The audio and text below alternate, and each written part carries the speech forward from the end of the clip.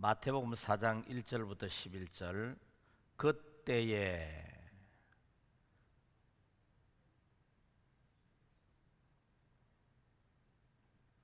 같이 읽겠습니다. 그때에 예수께서 성령에게 이끌리어 마귀에게 시험을 받으러 광야로 가사 40일을 밤낮으로 금식한 후에 줄이신지라.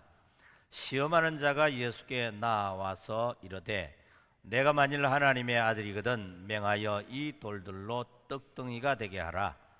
예수께서 대답하여 이르시되 기록되었으되 사람이 떡으로만 살 것이 아니요 하나님의 입으로 나오는 모든 말씀으로 살 것이니라 하였느니라 하시니, 이에 마귀가 예수를 거룩한 성으로 데려다가 성전 꼭대기에 세우고 이르되 내가 만일 하나님의 아들이거든 뛰어내리라. 기록되었으되 그가 너를 위하여 그의 사자들을 맹하시리니 그들이 손으로 너를 받들어 발이 돌에 부딪히지 않게 하리로다 하였느니라. 예수께서 이르시되 또 기록되었으되 주 너의 하나님을 시험하지 말라 하였느니라 하시니, 마귀가 또 그를 데리고 지극히 높은 산으로 가서 천하만국과 그 영광을 보여 이르되 만일 내게 엎드려 경배하면 이 모든 것들을 내게 주리라.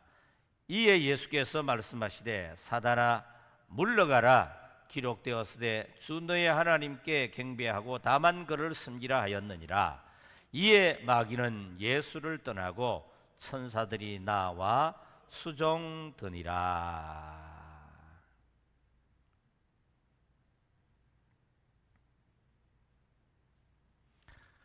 할렐루야. 오늘 말씀의 제목은 우리의 길을 밝힌 승리라는 제목으로 함께 은혜를 나누겠습니다.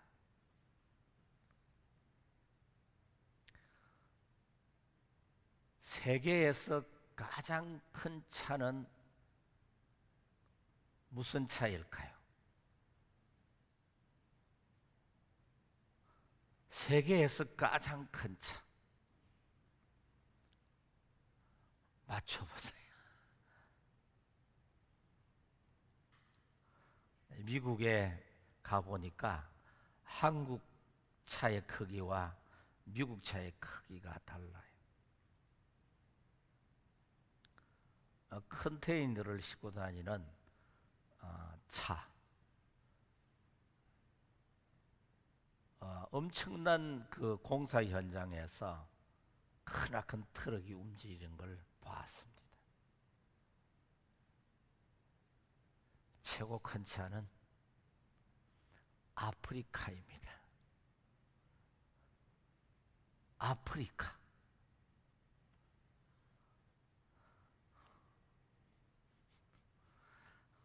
웃으시라고 마음을 내라고 제가 넌센스 퀴즈를 냈습니다. 여러분, 지난주에는 예수님의 세례와 사람들이 받는 세례의 의미가 완전히 달랐습니다. 우리 스스로 우리 죄를 씻어낸다고 우리의 죄 문제가 해결되지 않습니다. 저와 여러분들의 모든 죄를 자백하고 인정할 때에 예수님이 전가를 받아서 피 흘려 주셔야만 용서가 되는 것입니다. 우리는 그 예수님을 만나고 그 예수님의 머리 위에 손을 얹어 죄를 전가하는 의식을 한 것입니다. 매일의 삶 속에서 죄를 찾는 것은 여러분들의 노력으로 되는 것이 아니라 성령님께서 그 죄를 깨닫게 해줄 때만 가능합니다. 저와 여러분들은 죄책감에 매이는 것이 아니라 그 죄를 발견하고 아주 기쁘게 나의 죄를 전가받으실 예수님께로 나아가 그 죄를 전가함으로써 주어지는 은혜와 자유를 누리도록 여러분들에게 은혜를 베풀어 주신 것입니다. 할렐루야. 우리 그런 예수님께 다시 한번 박수로 영광을 돌리며 시작하겠습니다. 오늘날을 살아가고 있는 현대인들은 매일 똑같은 시험을 받으면서 살아가고 있습니다. 어떤 시험이냐고요? 무엇을 먹을까? 무엇으로 살 것인가 하는 인생의 시험입니다. 세상은 말합니다. 많이 가져야 한다. 건강해야 한다. 성공해야 한다. 그런데 이 말의 이면에는 하나의 기준이 능력입니다. 능력이 있으면 먹고 살 수 있고 인정을 받을 수 있고 지위도 올라가게 됩니다. 그래서 인간은 능력을 가지려고 밤낮 없이 공부하고 일하고 남들보다도 앞서려고 애를 씁니다. 그러나 모든 것들을 가진 사람처럼 보여도 불안하고 병들고 무너지는 것이 현실입니다. 인간의 능력은 반드시 한계가 있습니다. 인간의 능력은 결코 영원하지 않습니다. 인간은 능력을 원하나 인간은 원하는 능력으로 닥쳐오는 시험을 이기거나 해결할 수가 없습니다. 그러나 현대인들의 문제는 인간의 능력으로 시험을 이기고 문제를 극복하고 해결을 받으려고 합니다. 하나님을 의지하지 않아도 괜찮다는 착각으로 예수님이 없어도 잘 살 수 있다는 오해를 합니다. 모든 시험을 다 통과해도 결국 죽음의 문제 앞에서 답을 찾지 못합니다. 오늘 본문은 예수님이 받은 세 가지 시험입니다. 40일을 굶주린 뒤에 인간으로 가장 연약할 때에 돌로 떡을 만들어 먹으라는 시험, 성전 꼭대기에서 뛰어내리라고 하는 시험, 마귀에게 절하면 천하 만국을 주겠다는 시험입니다. 이 세 가지 시험은 인간들의 일상에서도 익숙하게 겪는 유혹들과 닮아 있습니다. 인간은 극심한 허기 앞에 서면 당장 눈앞의 해결책만 보고 싶어 합니다. 인간은 돌을 떡으로 만들 수 있는 능력이 있다면 곧바로 바꾸어서 먹을 것입니다. 이것이 인간의 육체적 연약함을 건드리는 시험입니다. 인간은 높은 곳에서 뛰어내렸을 때에 천사들이 발을 받쳐주는 존재가 되고 싶어 합니다. 하나님의 능력을 마음대로 시험하거나 과시하고 싶은 마음이 인간 안에 들어 있습니다. 인간은 세상의 영광을 모두 주겠다면 마귀에게 얼마든지 절을 할 수 있습니다. 오죽하면 많은 사람이 악마에게 영혼을 파는 대가로 소원을 하나 들어준다는 말도 안 되는 이야기에 흥미를 느낍니다. 인간은 세상이 주는 반짝이는 유혹에 마음을 빼앗길 때가 얼마나 많은지 모릅니다. 마귀는 40일 동안 굶주려 가장 연약한 처지가 된 예수님에게 다가와 세 가지 시험을 한 것입니다. 세 가지 시험입니다. 하나님이 인간을 창조했습니다. 그 창조주를 믿으시기 바랍니다.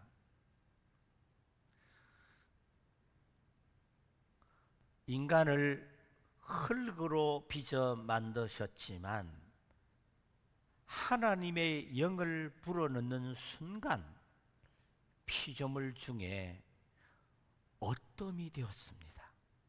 하나님과 사랑과 교제를 나누는 아들의 위치가 된 것입니다. 천사는 그 순간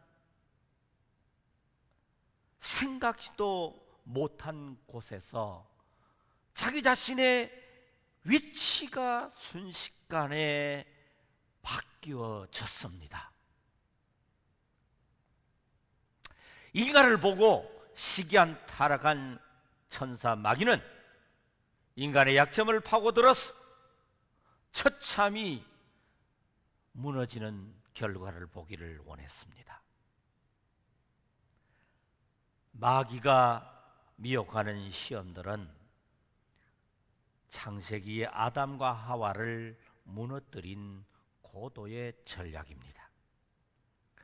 창세기 3장 6절 말씀에 여자가 그 나무를 본즉 먹음직도 하고 보암직도 하고 지혜롭게 할 만큼 탐스럽기도 한 나무인지라.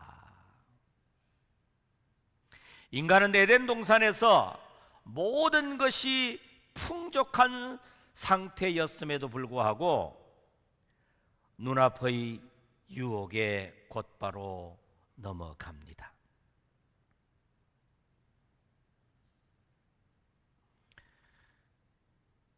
하나님이 하나님처럼 되는 길을 알려주지 않았다고 마귀는 사람을 미혹한 후에 선악과를 바라볼 때에 전혀 다르게 보였습니다. 마귀의 시험과 유혹에 선악과를 따먹고 타락한 것입니다. 하나님의 영은 떠나가고 타락한 인간에게 이 시험은 여전히 매일같이 찾아옵니다. 타락한 인간은 자꾸 넘어집니다. 돌을 떡으로 만들라는 사탄의 유혹에 넘어집니다. 육신을 위해 필요 욕구를 우선하게 유혹을 합니다. 먹고 사는 일에 목숨을 걸게 되고 생명의 떡 대신에 썩을 떡에 목숨을 겁니다. 먹음직스러운 유혹은 견딜 수 없는 인간의 유혹이 됩니다. 두 번째로 성전 꼭대기에서 뛰어내리도록 유혹을 합니다. 자신의 능력을 보여주고 싶고 자신의 위치를 보여주고 싶고 자신의 보호를 보여주고 싶고 그래서 보여주고 싶은 욕구와 인정을 받고 싶은 욕구는 인간에게 견딜 수 없는 유혹입니다. 그리고 세상의 영광을 구하는 유혹입니다. 정말로 탐욕스러운 욕구입니다. 정말 타협을 하고 싶은 욕구입니다. 권력의 욕구는 탐심을 발동시키는 욕구입니다. 하나님처럼 되는 강력한 욕구입니다. 타락한 인간이 시험에 자꾸 넘어지는 이유는 연약해서가 아닙니다. 연약함을 모르는 채 강한 척하기 때문입니다. 타락한 인간은 연약함을 외면하고 능력으로 이기려고 합니다. 그러니 계속 무너져 내립니다. 인간의 진짜 문제는 죄입니다. 시험 자체가 문제가 아니라 그 시험 앞에서 하나님보다도 자신을 믿는 것, 하나님보다도 세상을 택하는 것, 그게 바로 죄의 본질입니다. 타락한 인간은 얼마나 자주 내가 하나님이 없어도 살 수 있다는 마음으로 살고 있는지 그것을 전혀 알지 못합니다. 타락한 인간은 모든 삶이 시험이 되고 연속이 되고 죽을 때까지 되어집니다. 그러나 모든 시험의 실패자가 됩니다. 사랑하는 성도 여러분, 저와 여러분들이 아무리 힘쓰고 애쓴다고 할지라도 여러분들이 모두는 시험에 넘어질 수밖에 없고 유혹당할 수밖에 없는 죄성을 갖고 있습니다. 그것을 인정하시기 바랍니다. 우리는 아무리 노력을 하고 힘을 쓰고 애쓴다 할지라도 연약함에서 벗어날 수밖에 없고 우리 인생에는 육신의 한계를 갖고 있습니다. 여러분 그것을 인정하시기를 바랍니다. 할렐루야. 저를 따라서 한번 해봅시다. 주여, 나의 연약함을 인정합니다. 주여, 나의 한계를 선포합니다. 할렐루야. 예수님이 세례를 받은 직후에 광야로 들어갔다는 말씀은 참 의미심장합니다. 예수님은 세례를 통해서 인류의 모든 죄를 대신 짊어지겠다고 선언한 뒤에 곧장 시험의 자리에 임했습니다. 그리고 시험을 통해 인류의 죄를 짊어지고 십자가에서 죽을 수 있는 자격이 된다는 진리를 온 세상에 알렸습니다. 만약에 실패했다면 죄를 대신 짊어질 수가 없습니다. 그런데 예수님은 그 누구도 흉내낼 수 없는 완벽한 방법으로 마귀의 치명적인 유혹을 통과했습니다. 첫째 아담, 죄 없이 창조한 인간의 한 사람의 죄는 인류에게 죄와 그에 따른 사망이라고 하는 심판을 가져왔습니다. 그러나 마지막 아담, 죄 없이 잉태한 구원자 예수님으로 모든 시험을 승리함으로써 인류에게 영원한 생명의 길을 열어주셨습니다. 할렐루야. 아담은 완벽해 보였던 에덴 동산에서 무너졌는데 예수님은 가장 황량한 광야에서도 흔들리지 않았습니다. 그 첫 번째 시험은 육신의 본능을 자극하는 시험입니다.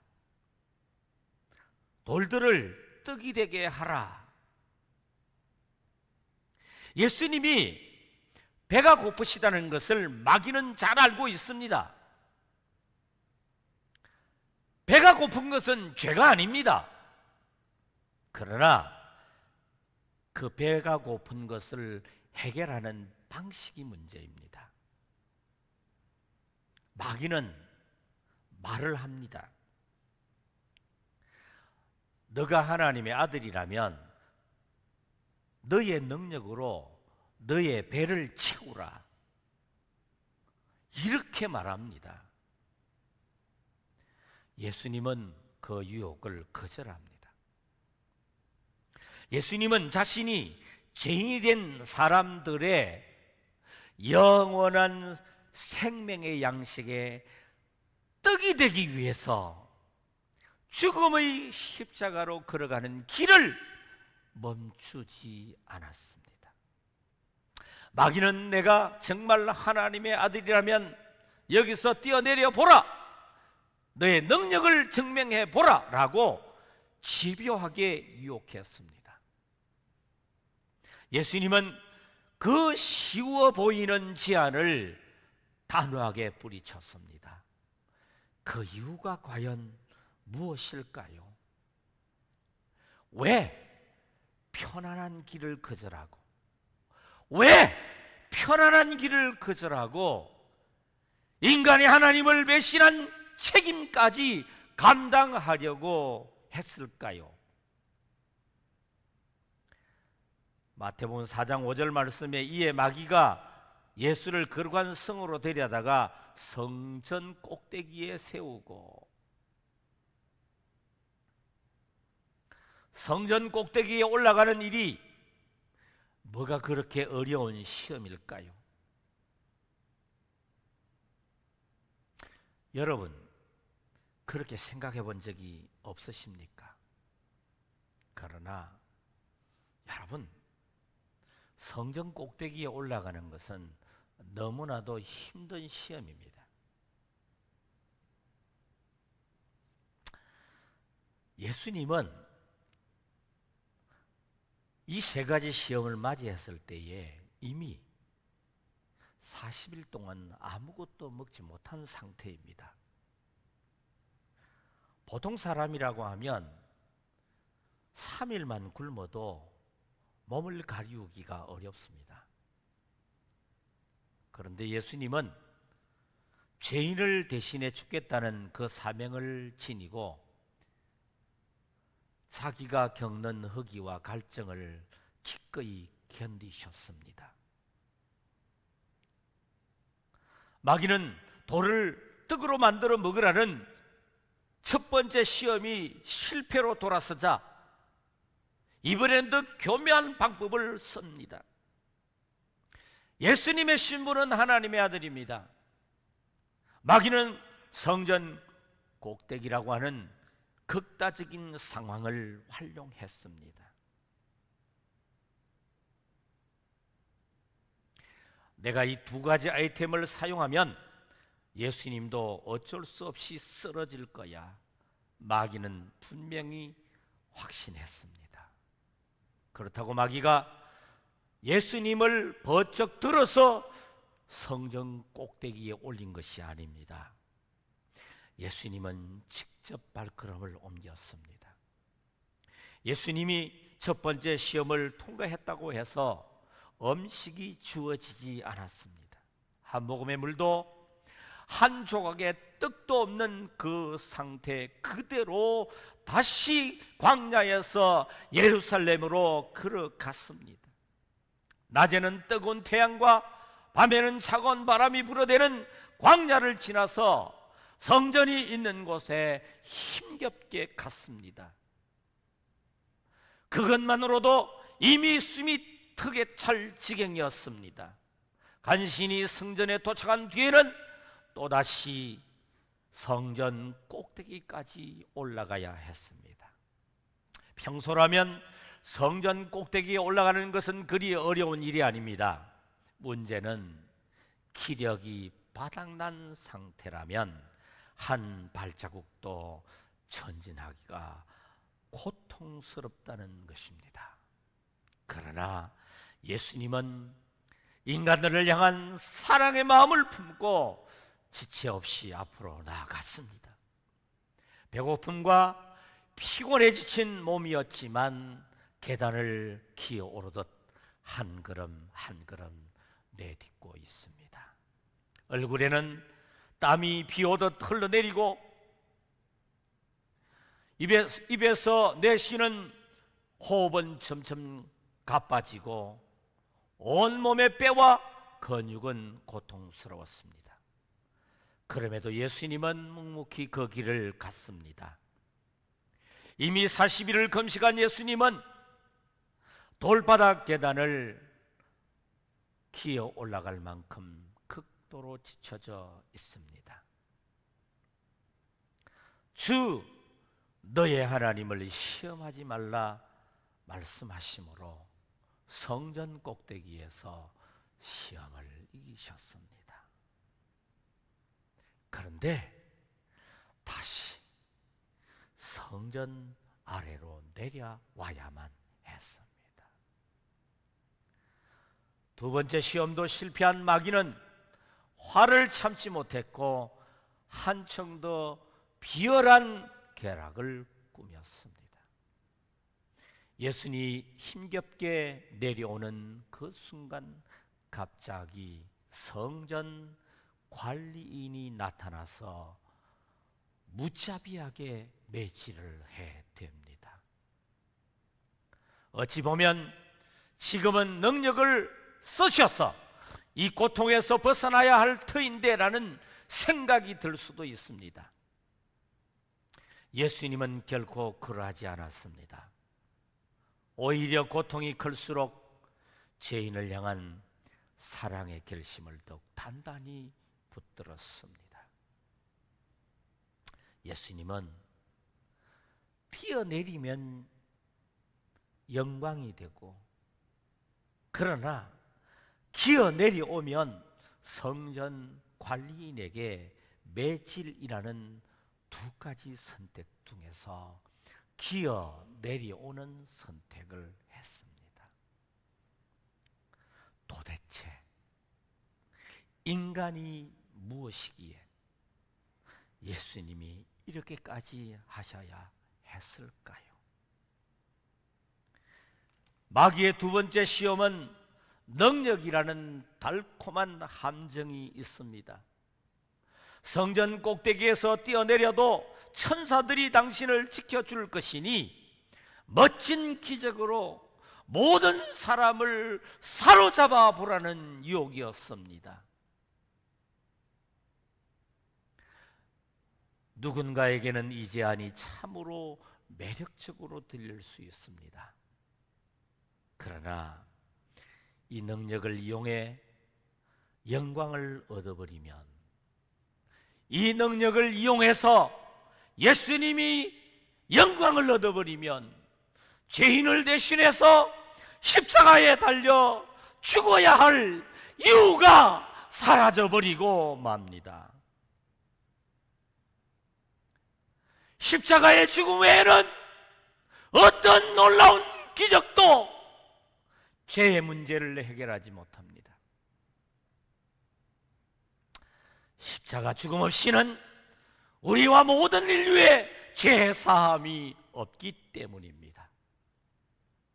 아담과 하와가 하나님처럼 될 수 있다는 착각으로 선악과를 따먹은 뒤에 타락했습니다. 그런 인간의 탐욕과 다르게 예수님은 이미 모든 권세를 지니고도 스스로 낮아졌습니다. 그래서 십자가의 길, 곧 죄인을 구원하는 길을 끝까지 서 있었습니다. 마귀가 이렇게 강력한 능력을 지닌 분이 왜 굳이 죽으려고 하느냐고 계속 부추겼지만 예수님은 조금도 흔들리지 않았습니다. 고되고 배고픈 상황, 심지어 억울하게 맞는 상까지도 담당히 감당했습니다. 예수님은 끝까지 능력을 자랑하지 않았고 끝까지 죄인을 위해서 자신을 죽음에 내어주셨습니다. 세 번째 시험은 마귀의 본심이 드러나는 순간입니다. 나에게 절하면 모든 천하의 영광을 주겠다. 그 뒤에는 십자가 없이 왕이 되어라는 엄중한 제안이 숨어 있습니다. 마귀는 무슨 수를 썼으라도 예수님을 구원 계획에서 벗어나도록 만들고 싶었습니다. 마태복음 4장 8절에서 10절 말씀에 마귀가 또 그를 데리고 지극히 높은 산으로 가서 천하 만국과 영광을 보여 만일 내게 엎드려 경배하면 이 모든 것을 내게 주리라. 이 예수께서 대답하시되 사탄아 물러가라. 기록되었으되 주 너의 하나님께 경배하고 다만 그를 섬기라 하였느니라. 이 세상의 주인이 누구십니까? 세상의 주인은 마귀가 아닙니다. 마귀가 누리는 권세는 지극히 제한적입니다. 그런데도 마귀는 천하의 주인 행세를 하며 교만 말로 예수를 현혹했습니다. 굳이 인간의 배반과 고통을 감수할 필요가 있느냐며 눈에 보기에 화려한 지름길을 제시합니다. 예수님은 그 길을 단호히 거절했습니다. 쉬워 보이는 길을, 구원자로 이 땅에 오신 예수님이 반드시 걸어가야 할 십자가의 길을 포기하라는 말이었지만, 그러나 예수님은 언제나 더디고 고통스러워 보여도 결코 헛되지 않는 길, 하나님의 뜻이 살아 역사하는 그 길을 걸어갔습니다. 인간의 구원을, 죄인을 구원하는 그 길을 가로막으려는 모든 사탄의 교력이 예수님 앞에서 하나도 통하지 않는다는 사실을 분명히 보여주었기 때문입니다. 세상의 영광은 눈부시게 빛나 보여도 모든 마귀가 놓아둔 함정에 지나지 않습니다. 그러나 예수님은 끝까지 흔들리지 않았습니다. 이에 마귀는 예수를 떠나고 천사들이 나와서 수종드니라. 예수님이 세 번의 시험에서 모두 승리하자 마귀는 예수님 곁을 떠났고 천사들이 다가와 예수님을 섬겼습니다. 이것은 하늘에서도 흠이 없는 어린 양이심을 공식적으로 인정했기 때문입니다. 예수님은 인간의 죄를 대신 짊어지기 위해 이 땅에 오셨고, 마귀는 그런 예수님의 사역을 무너뜨리고자 했습니다.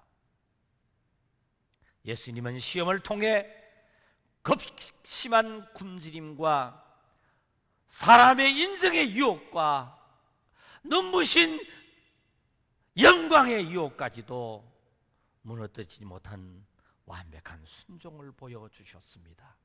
그 이유는 죄인을 위해 죽을 자격이 예수님에게만 있음을 확실히 증명하기 위해서입니다. 우리는 이 예수님을 믿습니다. 할렐루야! 우리 박수로 한번 주님께 영광을 돌립니다. 예수님이 누구십니까? 예수님은 인성을 가진 사람이지만 동시에 하나님이십니다.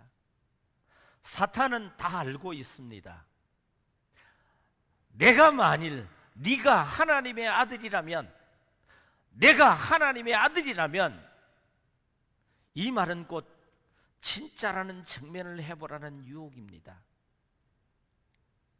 하지만 예수님은 그 신성을 보여주려 하지 않았습니다. 예수님은 하나님과 동등한 신성을 가지고 계신 하나님이십니다.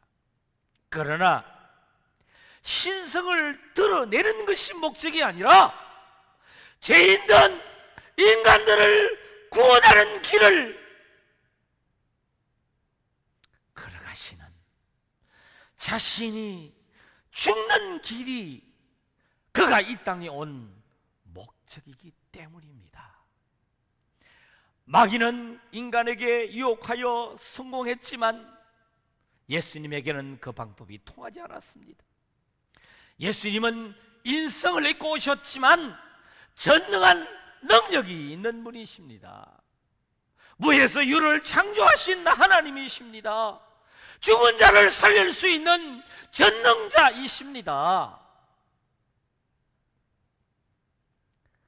죄인된 인간을 살리기 위해서 그 신성을 스스로 제한하셨고 침묵하셨고 가장 연약한 모습으로 모든 고통을 당하시며 모든 시험을 다 받아들이고 그 시험을 감당하셨습니다. 그러나 그 시험에 넘어지지 않았습니다. 죄 없음이 증명되었습니다. 시험을 이기셨음을 증명했습니다. 예수님의 강함이 아니라 예수님의 기적으로 하나님의 아들로 인정된 것이 아니라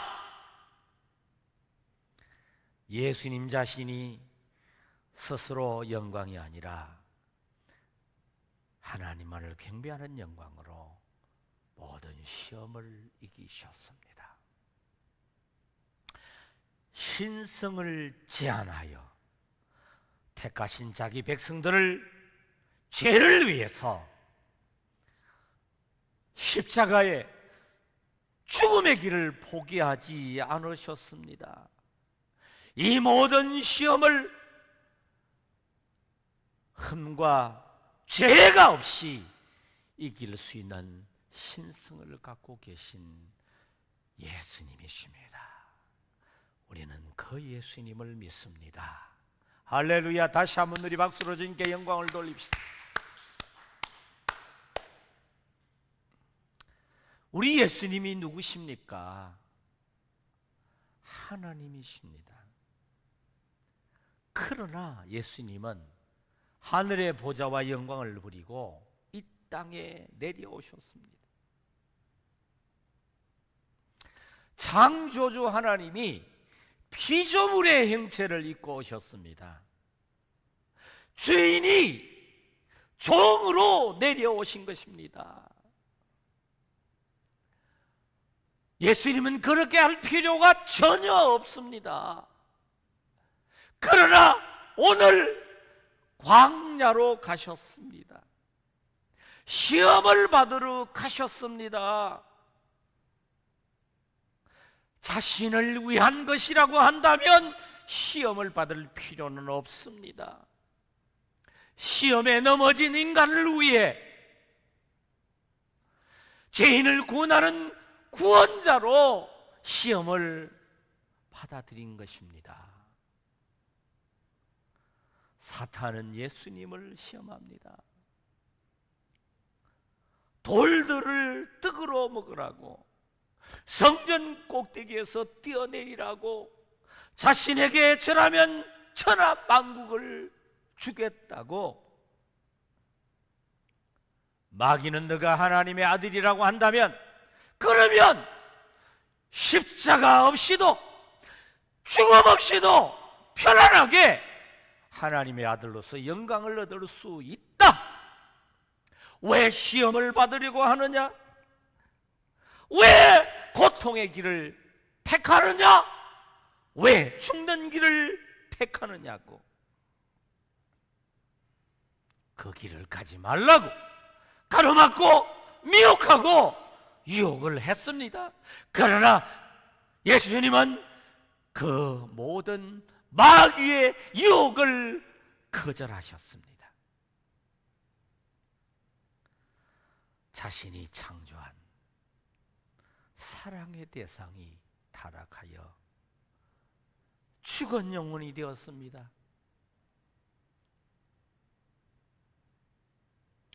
예수님이 시험 받으러 간 이 광야의 길은 죽은 영혼을 살리는 길입니다. 편한 이 길을 택한 것이 아니라 우리를 대신한 희생을 택한 것입니다. 예수님은 마귀의 그 모든 말과 제안을 응하지 않았습니다. 마귀를 물리치셨고 우리의 죄를 대신한 길을 묵묵히 걸어가셨습니다. 예수님은 오직 하나님의 뜻만을 따랐습니다. 광야를 지나 십자가로, 죽음을 지나 부활로, 거절을 지나 영광으로 나아가셨습니다. 그리고 그 길 끝에서 인간을 구속하셨습니다. 편안함으로 구원은 오지 않습니다. 희생과 사랑이 아니면 구원은 시작조차 할 수 없습니다. 예수님은 그 길을 우리를 위해, 죄인된 인간을 위해 걸으셨습니다. 예수님은 지금 광야의 길을 걸어가고 있습니다. 그러나 당시 바리새인들과 종교 지도자들 그리고 백성들은 시험받는 예수님, 시험을 이기신 예수님, 어떤 시험을 받고 이기신지를 알지 못했습니다. 예수님을 전혀 알지 못했습니다. 그들은 예수님을 괴롭히는 도구로 쓰입니다. 예수님의 시험에 고통스럽게 하는 도구가 됩니다. 메시아가 아니라고 주장하고 십자가에 죽이는데 계획을 꾸미며 채찍으로 고통스럽게 하는 일에 쓰이고, 욕하고 모욕하고 비웃는 일에 동참하는 자가 됩니다.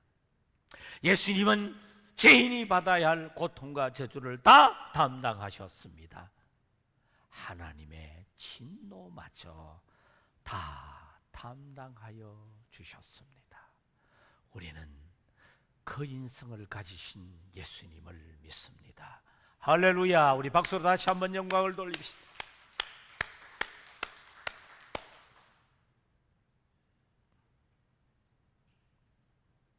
예수님은 광야에서 시험을 받았습니다.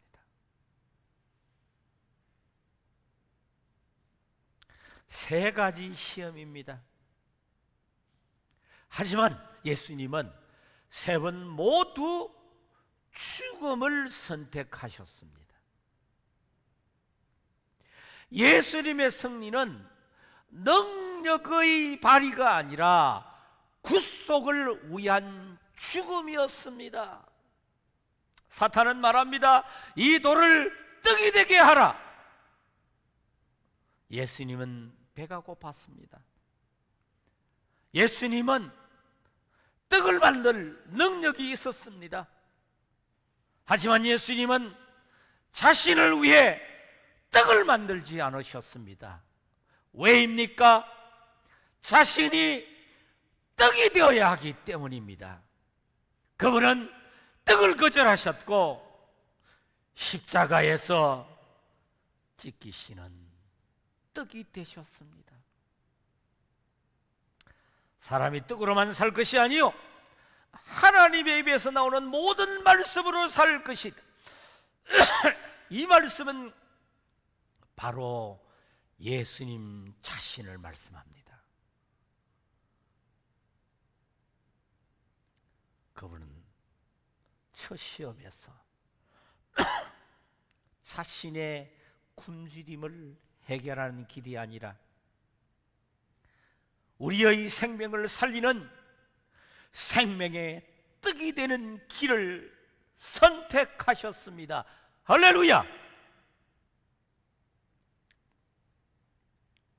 사탄은 말합니다. 네가 하나님의 아들이여거든 성전 꼭대기에서 뛰어내리라. 천사들이 너를 받들어 붙들어 주리라. 예수님은 그럴 수 있습니다. 당연히 천사들은 그분을 지켜줄 수 있습니다. 하지만 예수님은 그 모든 보호를 거절하셨습니다. 왜일까요? 죽으셔야 했기 때문입니다. 찢기셔야 했기 때문입니다. 사람들에게 조롱을 당하고 십자가에서 버림받으셔야 했기 때문입니다. 그분은 뛰어내리지 않으셨습니다. 그 대신에 골고다 언덕의 길을 기어 올라가셨습니다.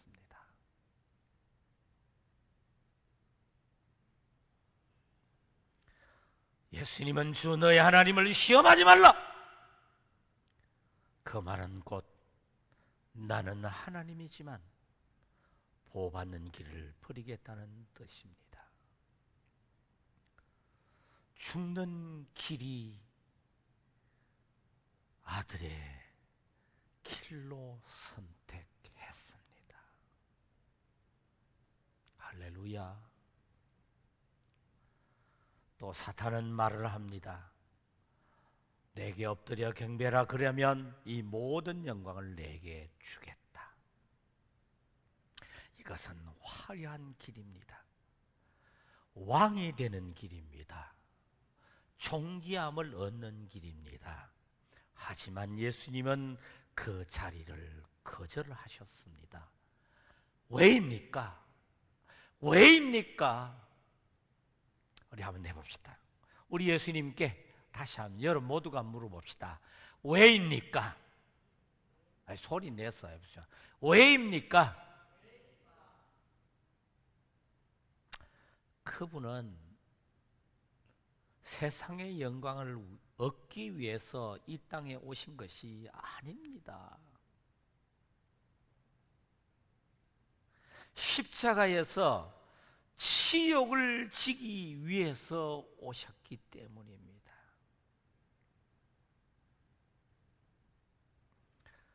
예수님은 사탄에게 절하지 않으셨습니다. 그분은 대신 무릎을 꿇고 우리를 섬겼습니다. 그분은 금으로 된 멜류관을 쓰지 않았습니다. 여러분들을 위하여 가시 멜류관을 쓰셨습니다. 주 너의 하나님을 경배하고 그를 섬겨라.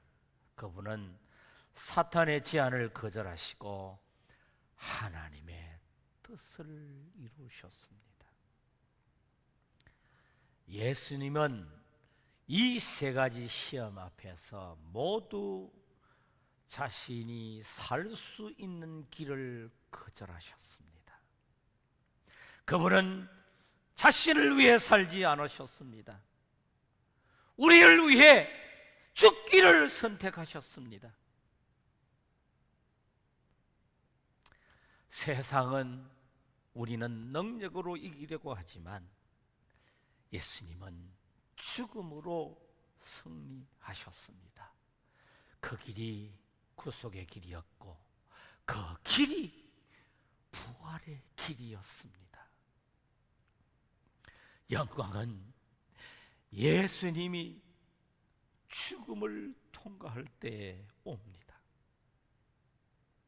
예수님이 시험에 승리한 길은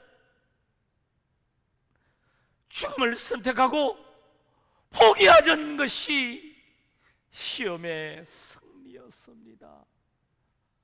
할렐루야.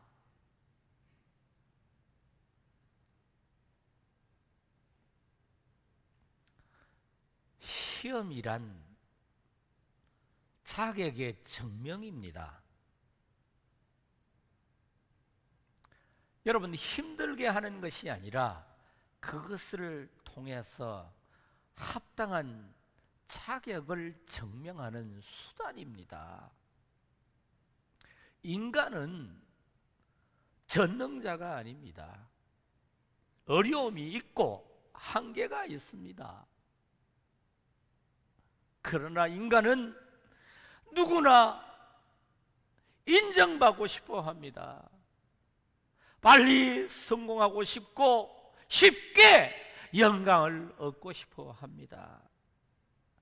그래서 어려운 것은 거절하고 능력자가 되고 싶고, 고통은 싫어하고 인정받고 싶고, 쉬운 영광은 원하나 고난과 고통은 거절합니다. 그러나 예수님의 시험은 하나님의 아들인 시험입니다. 예수님의 시험은 구원자를 증명하는 시험입니다. 그런데 하나님의 아들로서만의 증명이 아니라 인간들이 넘어진 시험을 대신 받아야 하고, 시험에 넘어진 죄인들을 위해서 다시 시험에 이겨야 하는 시험입니다. 예수님의 시험은 사탄이 요구하는 모든 말들을 거절해야 합니다. 예수님의 시험은 사탄이 요구하는 말에 반대가 되어야 합니다. 사탄의 첫 시험은 40일 동안 굶은 가장 배고픈 연약한 상태일 때에 돌을 떡으로 만들어 먹으라고 합니다. 예수님은 자신의 필요가 아니라 죄인들의 필요를 생각했습니다. 사람은 떡으로만 사는 존재가 아닙니다. 생명의 떡을 먹어야 합니다. 예수님은 생명의 떡이 되기 위하여 죽음의 길을 선택했습니다.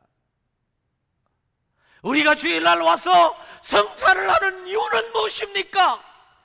일용할 양식이 육신의 양식입니까? 매일매일 생명의 떡을 먹어주시려고 십자가에 죽으신 그 예수를 우리는 믿고 성찬에 참여하는 것입니다. 할렐루야!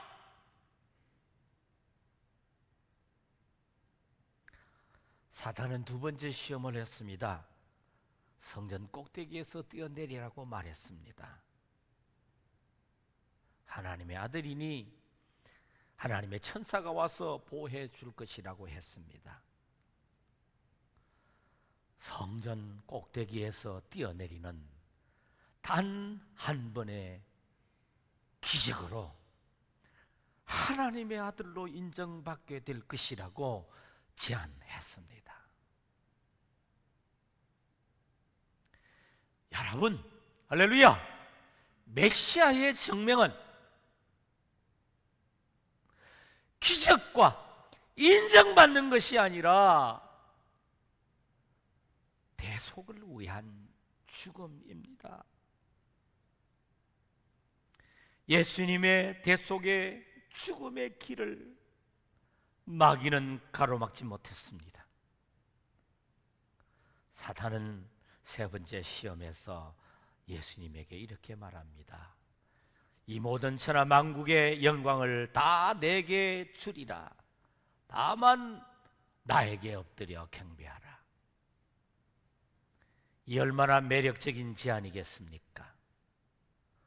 십자가도 필요 없고 고난도 필요 없고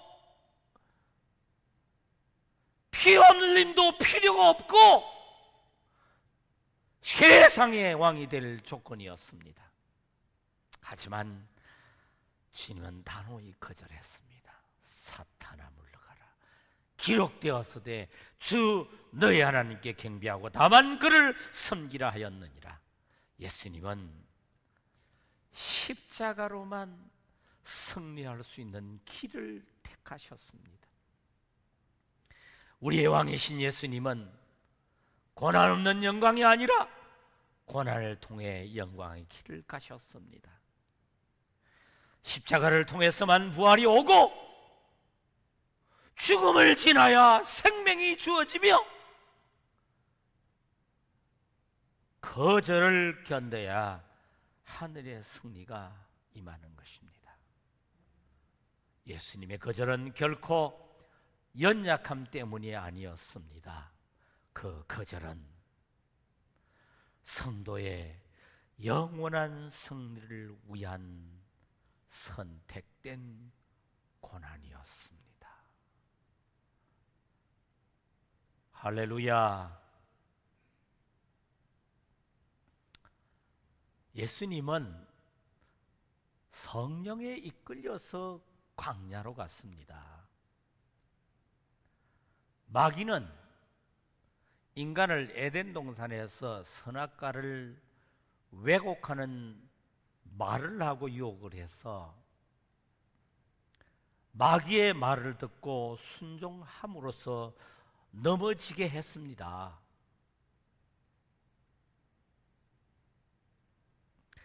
인간의 삶은 에덴 동산에서 쫓겨나고 광야의 삶이 되었습니다. 우리는 모두 광야에 있습니다.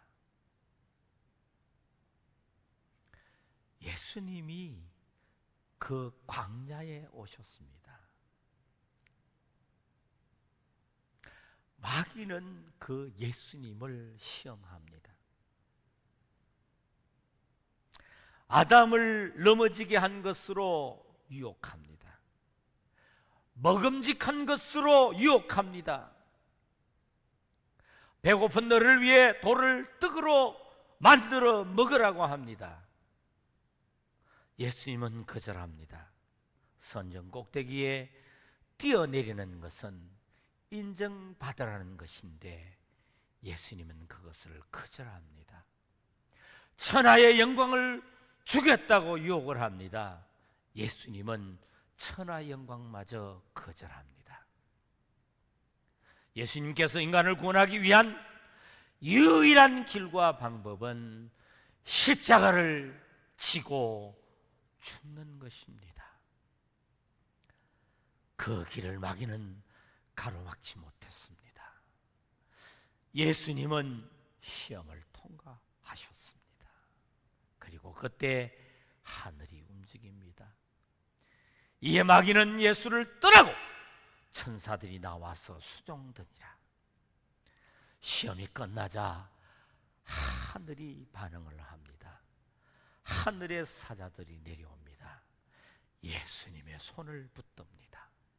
인간들은 광야와 같은 시험의 인생길에서 승리하신 예수님이 위기 때마다 시험 때마다 시험을 면하게 하시는 예수님의 수종을 받고 있습니다. 할렐루야.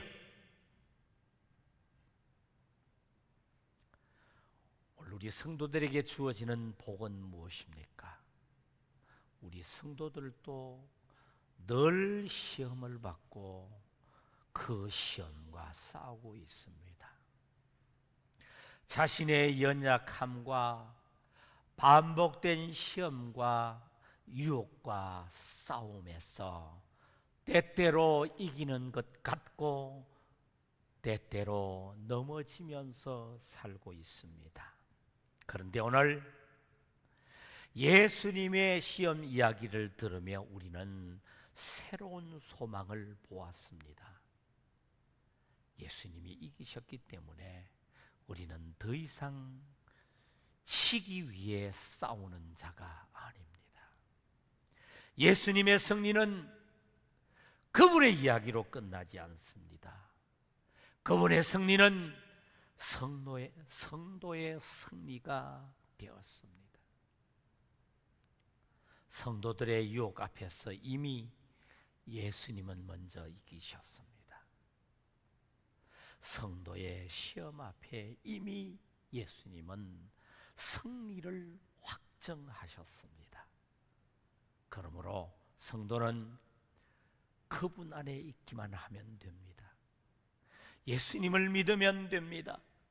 예수님을 붙들면 됩니다. 예수님과 함께 걸어가면 됩니다. 성도는 이제 시험을 두려워하지 않습니다. 왜냐하면 시험 앞에서 예수님이 이기셨기 때문입니다. 우리는 이제 실패에 좌절하지 않습니다. 왜냐하면 실패까지도 감당하신 예수님이 우리를 위해 승리하셨기 때문입니다. 성도 여러분, 이제 우리가 예수님을 믿음으로 선다면 그것은 우리의 힘이 아닙니다. 예수님의 승리가 우리 안에 살아 움직이는 것입니다. 이것이 오늘 이 자리에 있는 성도 여러분들에게 주어진 놀라운 복, 복음의 복, 승리의 은혜입니다. 광야에서도 어려움에서도 사탄의 속삭임 가운데에서도 우리는 선포할 수 있습니다. 예수님이 이기셨으니 나도 이긴다. 할렐루야. 우리 따라 한번 해봅시다. 예수님이 이기셨으니 나도 이긴다. 할렐루야. 예수님의 승리가 성도 안에 살아 있습니다. 나는 더 이상 두려움의 종이 아니라 승리의 성도입니다. 이렇게 선포하며 살아갈 수 있도록 성도에게 복을 주셨습니다. 할렐루야. 우리 주님께 박수로 한번 영광을 돌립시다. 우리는 남들을 참 잘 봅니다. 남들을 보면 죄가 정확하게 보입니다. 남들을 보면 연약함이 정확하게 보입니다. 신기하게 내 안에 이 마귀가 보게끔 합니다. 인정하시죠? 그런데 신기하게 자기 자신을 보지 못합니다. 신기하게 자기 자신을 보지 못합니다. 근데 더 놀라운 사실은 예수님이 도무지 보이지 않습니다.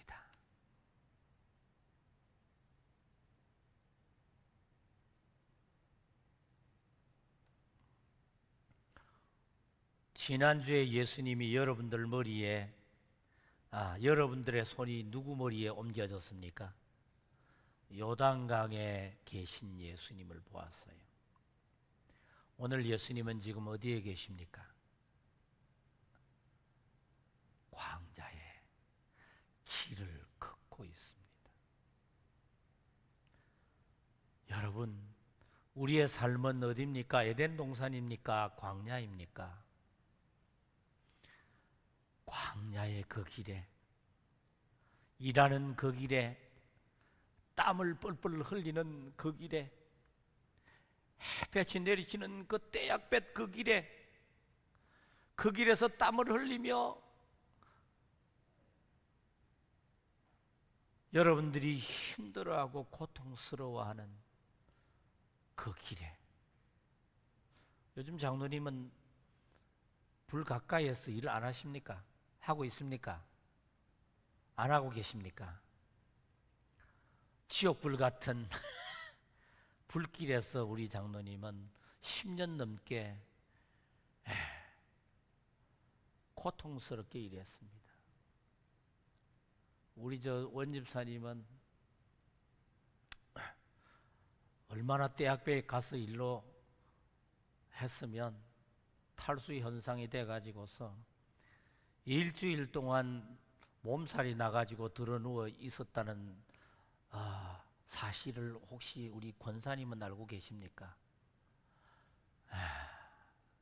일을 하고 싶고 돈 벌어 살아가는 아내에게 돈의 기쁨을 주고 싶은데 그래서 대학볕에 나가가지고 일했는데 열사병을 만나가지고 일주일 동안 고통스럽게 지냈던 시간이 엊그제예요.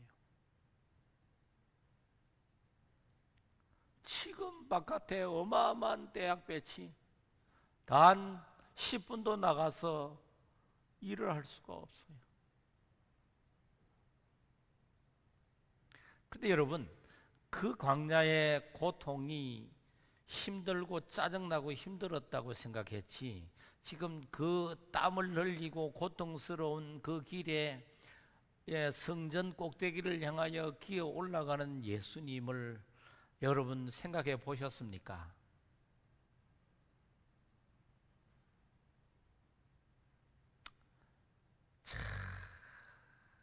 얼마나 우리가 고통을 싫어하는지 몰라요. 그 우리가 고통을 안 받겠습니까? 만약에 우리가 예수님을 못 만났다면, 이제 녹화는 꺼주세요. 녹음은 꺼주세요. 여기까지 꺼주세요.